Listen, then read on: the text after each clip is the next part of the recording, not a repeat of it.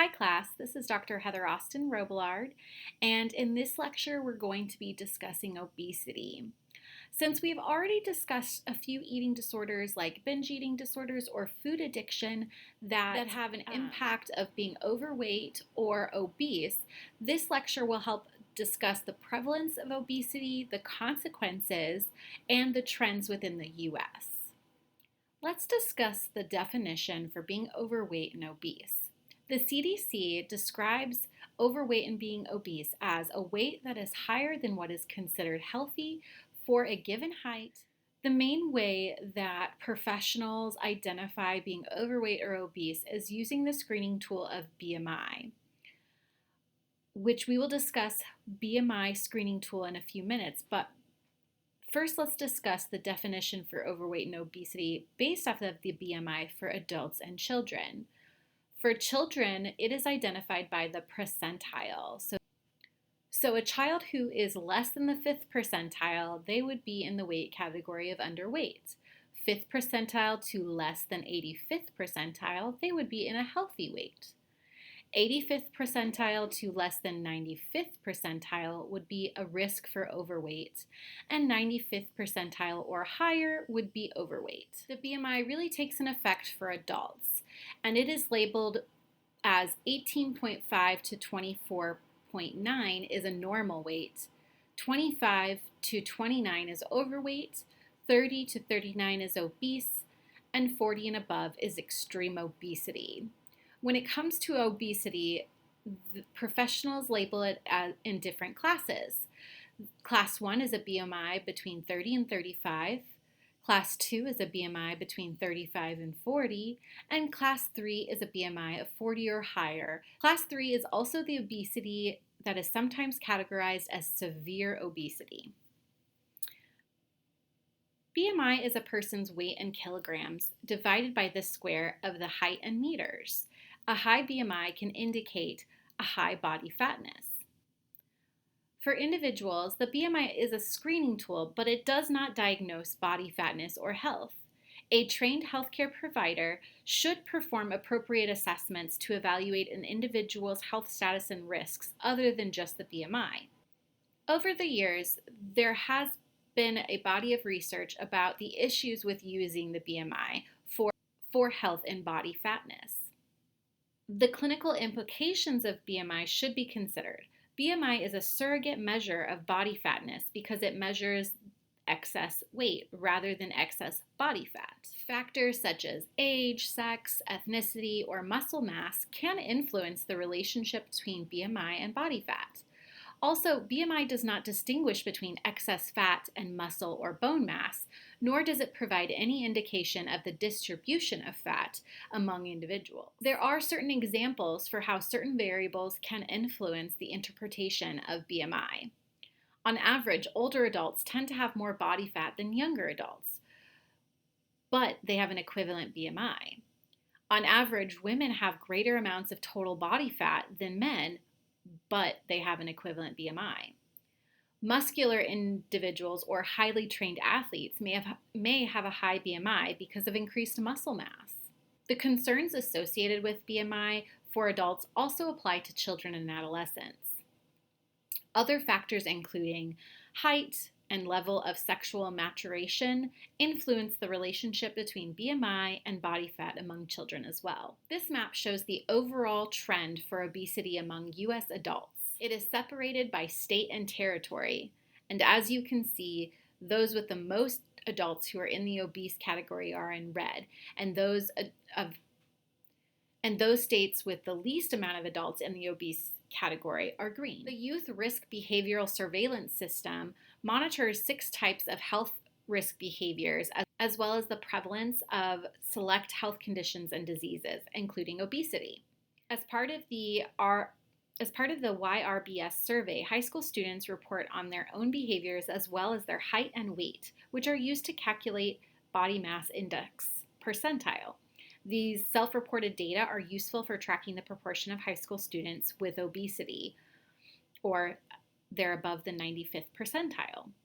Roughly 1 in 7 U.S. youth ages 10 to 17 are have obesity according to the newest available data. That's about 15.5% of. This graphic shows the medical complications of obesity.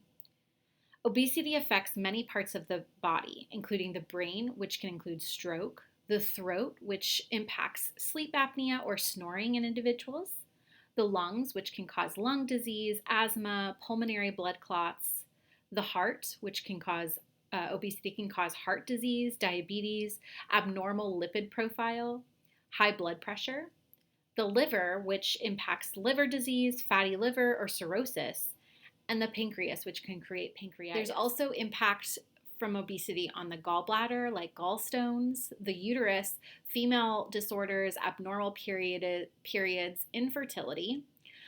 Individuals with obesity can struggle with their knees, including arthritis, inflamed veins, often that also include blood clots.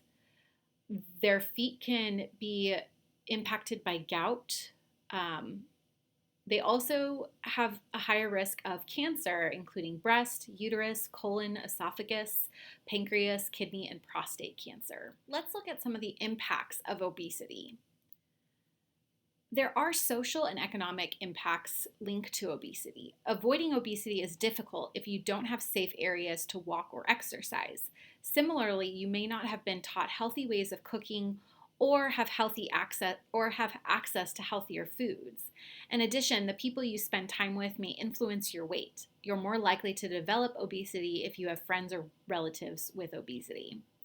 Some of the other social impacts of obesity include a lower quality of life, social discrimination, which we'll talk about weight bias here soon, lower college attendance, impacts in their employment, and a decreased socialization or isolation. There is also a psychological impact to obesity. Individuals who are obese are more likely to struggle with depression and anxiety. They are more likely to be impulsive, have a high body image dissatisfaction, and tend to struggle with all or nothing thinking. Individuals who struggle with obesity also have a decreased marital satisfaction. As I mentioned in the social impact, there's also a huge weight bias when it comes to individuals who are overweight or obese. Here are some of the weight biases that can impact individuals. Their employment setting. There are weight-based disparities among employments. There's a wage penalty for being obese. Applicants face bias in evaluations and hiring decisions, and they have a disadvantaged employment outcomes compared to those who are not overweight. In the healthcare setting, healthcare professionals endorse certain stereotypes and negative attitudes towards obese patients, like they're lazy. Weight bias negatively impacts providers' weight management practices, and there's a perception that they receive biased treatment in healthcare. There's also a weight bias in the educational setting. There's educational disparities, educators endorse anti-fat attitudes, and obese students perceive weight bias from their educators. Among the interpersonal relationships for individuals who are obese, there are negative impacts related to their romantic relationships. Perceive weight bias from their friends and family. Family and friends report stereotypes and negative attitudes about their overweight members. In the media, we often recognize characters being stigmatized for being obese, stereotyped negatively in children's media as well. It exists in the news media. TV exposure is positively linked to stigmatization of overweight and obese individuals. Lastly, the psychological and health consequences of weight bias. It increases the vulnerability to depression, low self-esteem, and poor body image. It contributes to maladaptive eating behaviors and contributes to less participation or avoidance of physical activity. It also can negatively impact cardiovascular health outcomes. Obesity usually results from a combination of causes and contributing factors. These factors include genetics or family inheritance. The genes you inherit from your parents may affect the amount of body fat you store and where that fat is distributed.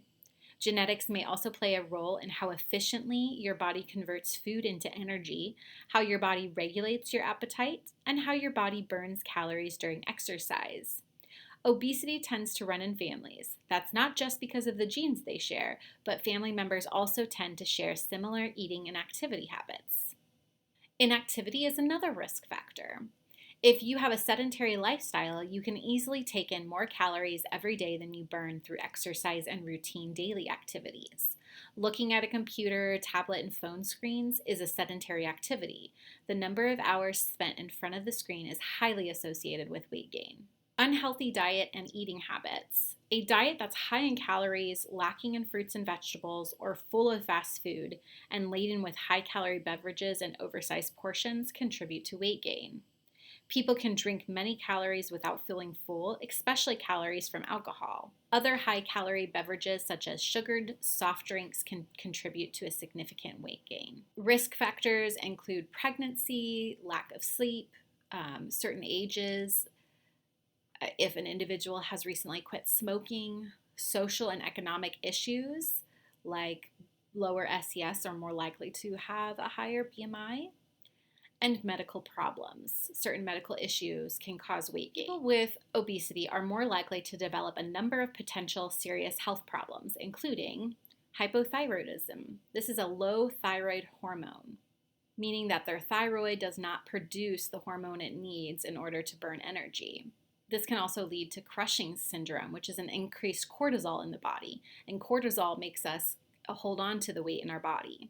Polycystic ovarian syndrome, these are cysts on our ovaries that impact hormone levels. Insulin-resistant syndrome, which is when the body can't metabolize energy and releases too much insulin. Obesity can also affect the way the body uses insulin to control blood sugar levels. That raises the risk of diabetes as well.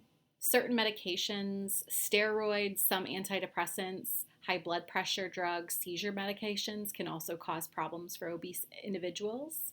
And individuals often struggle with depression or low levels of dopamine and serotonin within their brain. Another factor contributing to obesity and overweight in individuals is the environmental factors, such as eating processed food or food high in fat. These are usually needed for convenience. Not eating the recommended fruit and vegetable servings. Fresh food may be too expensive, or there may be little knowledge about specific nutrition. They could have lack of access to grocery stores or not having a safe place to exercise. Maybe they aren't able to afford a gym membership. They could have family members or friends who are overweight, and addictive foods that are readily available to them. Being overweight and obese is associated with certain health problems that have a significant impact on the U.S. healthcare system. Certain medical costs associated with overweight and obesity may involve indirect and direct costs. The direct medical costs may include prevention, diagnostic, and treatment services related to obesity. Indirect costs relate to morbidity and mortality costs. Let's say somebody has health issues and so they're unable to work. That costs the economy. That's the end of this lecture on obesity. In this lecture, you learned about the different risk factors for obesity, the U.S. trends among adults and children, some of the issues with using the screening tool BMI, and the health risks for being obese. In the next few modules, we'll be discussing some of the special populations and how eating disorders impact them. I hope you enjoy.